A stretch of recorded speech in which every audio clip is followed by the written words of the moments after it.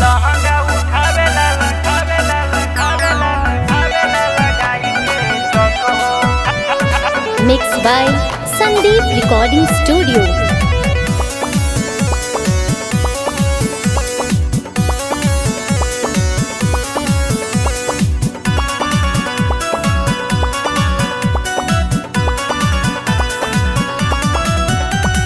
गरमी में खोजे भतार कोको कोला, सब देह छोड़ी ढोड़ी पर चुमा लेला।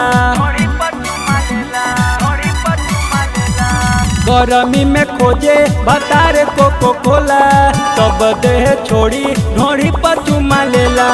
ए कहीं चीज हुई के धइले बलत हो, ए कहीं चीज हुई के धइले बलत हो। लहंगा उठावेला लगाई के जक हो, लहंगा उठावेला लगाई के जक हो, लहंगा उठावेला लगाई के जक हो। जक हो लहंगा उठावेला लगाई के जक हो।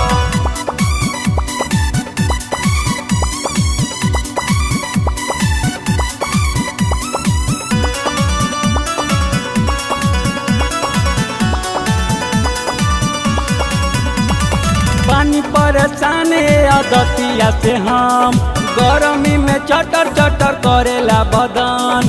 सुधे नहीं छोड़ेला उ कवनो अलंग, रोज रोज हिलेला दहेजुआ पलंग। पानी परेशान आदतिया से हम, गरमी में चटर चटर करेला बदन।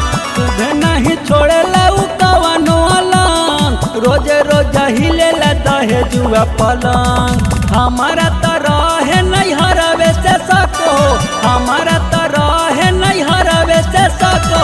लहंगा उठावेला लगाई के जको, लहंगा उठावेला लगाई के जको, लहंगा उठावेला लगाई के जको। जक हो लहंगा उठावेला लगाई के जक हो।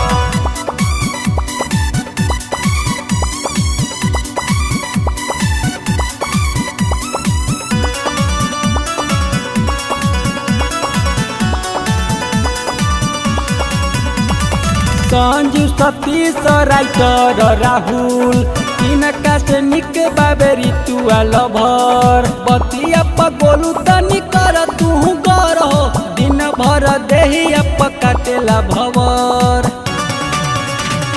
अभय कुंदन राइटर दीपक, इनका से निक बाबे संदीप लभर। बतिया पगोलू तनी कर तू गर हो, दिन भर देही काटेला भवर।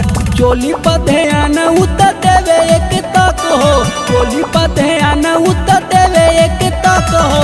लहंगा उठावेला लगाई के जक हो, लहंगा उठावेला लगाई के जक हो, लहंगा उठावेला लगाई के जक हो।